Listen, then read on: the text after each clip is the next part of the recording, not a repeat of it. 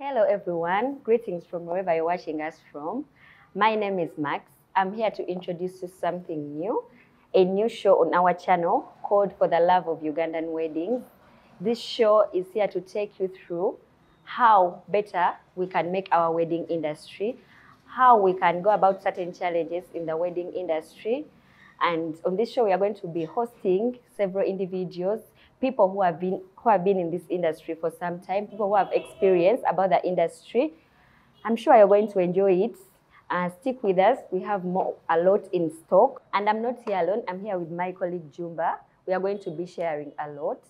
Juma, introduce yourself, please. Hello everyone, my name is Juma. I'm a creative photographer. I've been in this industry for 15 years. But professionally, I've been here for 7 years until when I saw that it is very necessary for at least to do something great, something new in the wedding industry. But we are here to take you through, to show you how a wedding, a good wedding, a marvelous wedding, a very exciting wedding should look like. We are here to take people, to show them the challenges, how to overcome them, and we'll be hosting different people, at least people who have gone through, brides, and other things. So please keep up with us, and I'm so excited, Maxi, to be here. How long have you been in this industry, and what do you do specifically? Yeah, like I said, I've been here for 15 years. Okay. 15 years I've been shooting pictures, but professionally, 7 years. Sometimes when you start something, you just do it for fun. Okay. But when you start loving the job and you discover that it's not only a job, but it is a calling. Actually, it is a calling. You start taking pictures not just because of money, but for the love. For the love. You love what you're doing. So professionally, I've been doing it for 7 years. Okay. And I think I'm worthy to sit on this panel to talk about weddings. Of course, you're the right because person. I have an extra eye. We photographers, we look beyond what other people see. We see where the decorator has made a mistake. We see the challenges in the bedrooms. Sometimes you even go to the bed. Yes. Sometimes you go and shoot even we go in the kitchen and we see the parents quarreling. So we know exactly what goes on for weddings, introduction and other things. So I think I'm one of the right people here. Okay, great. That's great, Juma. So I want you to take us through, briefly, how do you define a wedding? Yeah, a wedding is a union between two people, a man and a woman, probably. Okay. But according to me, it is something just way beyond just two people meeting and just having a function. Celebrating their union in marriage. Yeah, it is supposed to be a lifetime memory, a lifetime, like something you have. Because, for example, in this world, we have like 4 celebrations. 1, when you're born. When you're born. 2, maybe your wedding. Graduation. Okay. 3, it is a wedding. And there are no other happy days a wedding. Yeah. So some people, it is a milestone. Others, it's not a milestone. But however, in any way, I feel like a wedding, there should be someone's best day in life. Because there's no any other celebration that will be like equivalent to that kind of celebration. That's what I can talk about. So a wedding has to be an engagement between two people who love each other and who have chosen to commemorate their love. Yeah, true, right. And take it to the next level. If those people are to do something, they feel like it's one of the greatest in their life. Because you can't just come in for a wedding and you're like, for me, it is not a milestone. Everyone who does it is a milestone. Everything you do that brings joy is a milestone. It's a milestone. You understand? So we have to come into it well prepared, well organized, and it has to be the best of us. Okay, so Juma, what would you refer to as a good wedding? I won't say perfect, but something that is really nice. Yeah, what makes up a good wedding? Yeah, what makes a good wedding? 1, the bride and groom make a good wedding. Because if the two are not there, of course, the wedding will not be there. Yes. Secondly, it has to be something you like. The two of you, it is between you. Not forced. You know that some people get married like make weddings out of, like, they are being forced to do a wedding? Yeah, it happens. Does it happen? Yeah, it happens. For example, in our culture, for example, someone waits because they want to make their parents happy. Others wait because of their friends' influence. Because you're 25, you're 30, and other pressure. There's pressure. So you want to leave. You want to leave your parents at least. So sometimes you want to show off that I have also gotten someone, we are wedding, but deep down, it's not even coming from within you. Yeah. So some it is show off. Yeah, but what makes a good wedding, or what makes it something great, is it has different stages, and every stage is important. If you miss one stage, then you're born to sabotage. Yeah, you're going to sabotage. It's like when you're doing a wedding, it is in phases. Phase 1, phase 2, phase 3, phase 4. So if you mess up from phase 1, the whole wedding is going to be total mess. If you mess up at phase 4 and you have 2 extra phases, the extra 2 phases are not going to work out. You understand? So it has a good wedding. It has to have planning. It has to have a bride and a groom who like whatever they do. You have to meet your interests. So, Juma, I always see brides cry. And that brings me to something. I feel like they are so challenged on that day. They face a lot of challenges. A lot of things, I think, go wrong. Because I cannot imagine today is your wedding day and you're crying. You're supposed to be happy. This is your best day. So what are the challenges that bring that, or what are the challenges that service providers face in executing a wedding? I think also the bride, everyone, what are the major challenges? Let me start with the bride, and let me first tell the brides. You brides, 2024 plus, things are changing. There's a new trend, not only in Uganda, but across the world. Yeah. Stop the things of putting everything under the supervision. It's one of the major reasons why they cry, because they have not given it time. They have not planned, they have not prepared, they have trusted people they have just met along the way. So they will end up crying. So there are a lot of challenges. Challenges we cannot discuss in one day, or 2 days, actually even in a year, because they keep on recurring. Today it will be like this, the next time it will be like that. But there are a few we can always go through. For example, poor planning. Even if you have a lot of money, even if you have millions and millions, even if you have a lot. Talk about it. Me, in my own thinking, I thought like a perfect wedding or a perfect event is always determined by the amount of money you have on table. And someone can. How can I have money and I fail to execute a good you can wedding? Have money, but money cannot buy everything. Sure. People, you find opportunists. Opportunists will use your money and don't deliver. But if you have planned and you have money, actually, we've done several weddings. There's a wedding I attended. It was a low budget wedding, but because the person had planned, talked to the decorators, told them I want to execute this and this and this, talked to the event planner, and they planned very well. Everything was on time. They had very limited space, but the decorator was on point because they knew the space is small. So they planned for the space. And they knew that we have this guest. You might have money, for example, and you want to have 200 guests. But at the end of the day, you don't make invitation cards. Or you put the wedding in an open space. You don't put up security. You end up having more than 1,000 people. 1,000 people. But because you're a bride, you cannot come out of your room to chase away these people. And these people you're interested with don't know the right person you're supposed to see. They might end up chasing away your grandfather or your father. You understand? I understand. If you plan, for example, I'm imagining having a crowd of 1,000 people when I planned for 200 people. Automatically, that sends you to crying. There's a wedding we did in Masaka, and it was a very beautiful wedding. But at around 3, the whole village had converged. We were in an open ground. So there was no security.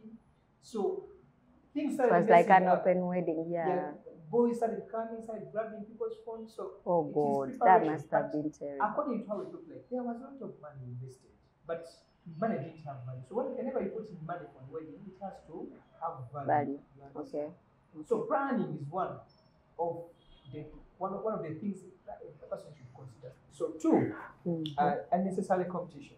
I've seen clients, I've seen brides, grooms, and other people. Whenever they come to book, they want to do a wedding like so and so. And it is good to copy. Yeah. It is very good to copy. But sometimes you don't know her budget. You want to take the same pictures. For example, Maxi took on her wedding. Max is brown, you're black. Eh? So it means things have to change. Even the color settings for decor, a lot of things have to change. So there's unnecessary competition that clients want to prove to the society and other people. Yet, if actually some people even want to out-compete others, which makes their weddings bad. Because if I'm brown and you're black and you want to out-compete me, so you're going to use things that are going to mess you up. So that unnecessary competition is one of our challenges, because people just come in to do something. To just do and I want to do a show. Yeah? So that's why there are a lot of weddings that people have done, but they have not lasted for long. For like 6 months, you want to deliver something to them. For example, you're congratulating them for their first anniversary. You guys, don't do it. No more. They are nowhere to be seen. You understand? I understand. So, three, unprofessionalism. You understand? There are a lot of people who have come in this industry because they have money. You understand? Because probably their parents can support them. Yeah, because they can afford, because someone they are connected. Like we can buy these things for people, we can buy this. So and they just enter the industry without even training or and because of the trend of these apps coming up every day, someone just puts in money and then gets clients. So that's why people end up being disappointed. So that's why we are here. We are here to guide you through, get the right service provider, get the right person to use. You have to know the steps for the church. It is the reason why we are here. So another point is poor time management. Here in Uganda, we don't know time management. Juma, that's a very important factor, because I feel like time can mess up everything. If you're supposed to start church at 10 and you go there by maybe midday, automatically all other programs are going to be. For example, if you're having a wedding and you slept in your hotel and your church is at 10, so I expect your makeup artist to be with you throughout the whole night. At least by 6:30, you're done. Then give a photographer an hour, because it is very bad for a photographer to come in at 6 and then you finish makeup at 9. At 9. So the time you're supposed to be going to church. You're going to miss pictures. And remember, at the end of the day, it's the pictures that tell the story. That tell the story, yeah. Sure. So we have, there are a lot of challenges we cannot discuss here, but that is just an insight for people to understand what we're doing and how we are going to do this here. So those are some of the few challenges, but there are many.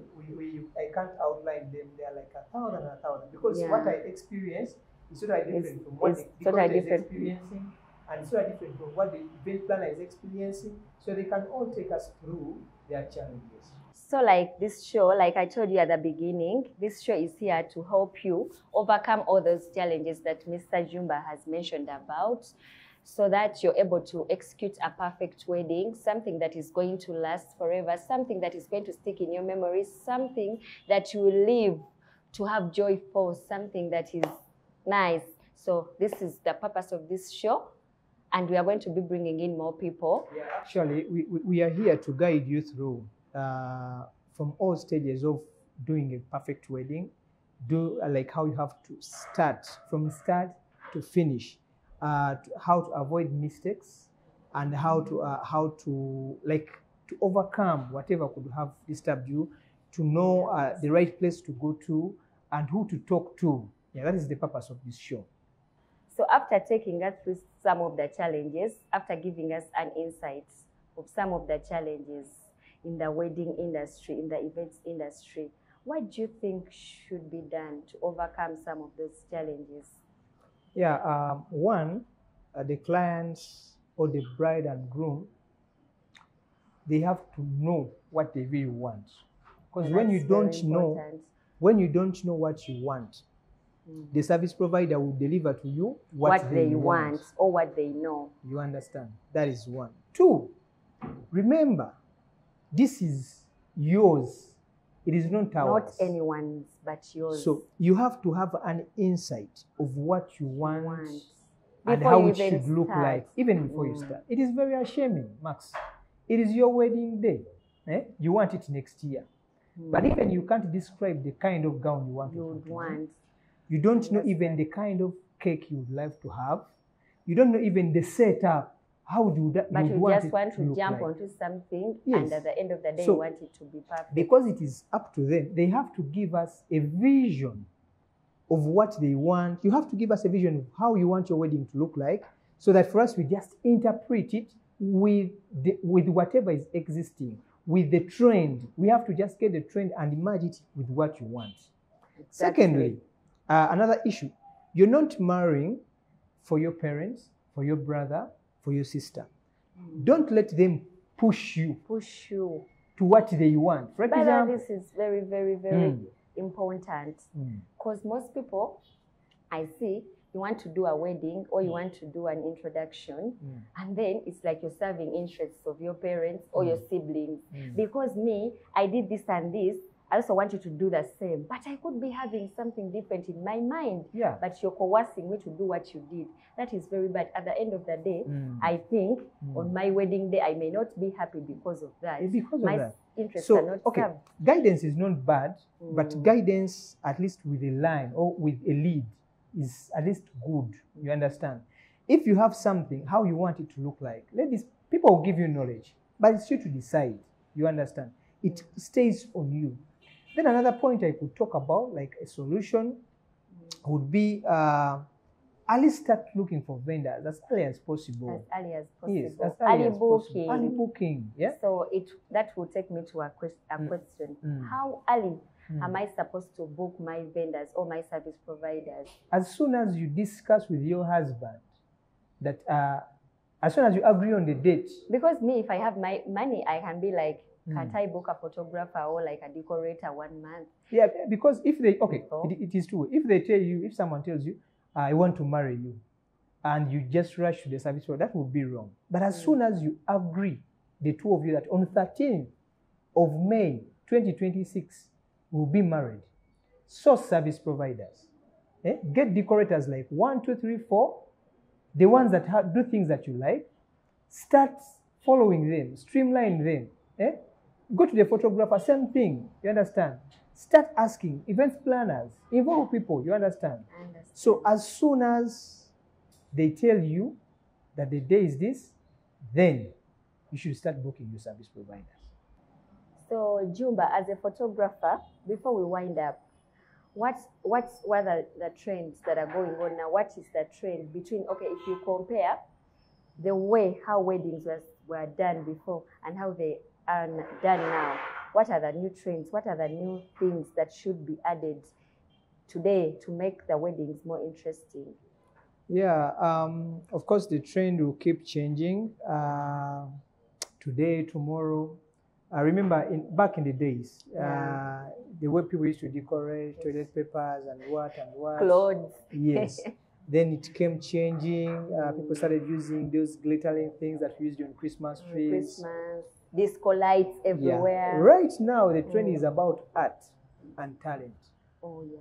That's the difference. That's why in this industry, if you're non-talented, you can't last. You can't last. People who do beautiful things are talented. So it is no longer just about a profession, like someone you have money and enter into. You need at least an artistic eye. So the trend is so far good. So far we are doing well. I can see beautiful decor, beautiful because people are going professional, not the way they used to be. And also the clients are adjusting. The only thing that is still lagging us behind in this industry is the clients, because the clients have not been prepared. So to you clients, a word professional is something very important and very key. If you use professionals, you're not going to be dragged behind, and you're not going to be limited on delivery. So people have to accept that it is going professional. So use professionals to get something professional. Yeah. Okay. Well, I wish we had a whole day to talk about this, because I feel like there are so many things, there are so many challenges that we are supposed to talk about here. There are so many things involved in the industry that we are supposed to talk about, but we may not exceed here because of time. Sure. So, Juma, do you have anything to say before we wind up the show? Yeah, to the clients and the people watching us, an event or a wedding is yours, and to be yours, you carry it to your generation and other generations. So every decision you make has to be very vital and very important to you. Then I would like to thank the person who designed us, Maz Contour, on this wonderful suit. And this her suit. Maz, you've done us really very well. We thank you. If you want something nice as this, please visit Coach Tower, level 6, shop number 39. Right? Okay. Yeah. I also want to thank my makeup artist, Jeb's Bridals. You really did a good job. You can see how I'm stunning. Yeah, actually, if you want to Jeb, you can find her at St. Emma Road. She's really wonderful on brides and any party occasions for good and natural makeup. I recommend her. Yeah. Yeah. Also, you really look stunning and nice. Yeah. Thank you. We were sponsored by FELLONE Weddings Photography, Jeb Brides, Forever Tales, and Creation Nation Photography. Don't forget to keep it locked here, because we are going to be bringing a whole brand new episode every other week. Please like, subscribe, follow, and you can drop a comment. Do you want us to host someone? Do you want us to advise? Do you want to join the conversation? Because we are going to be here every other week. I still remain your host, Max. Till next time, have a good day.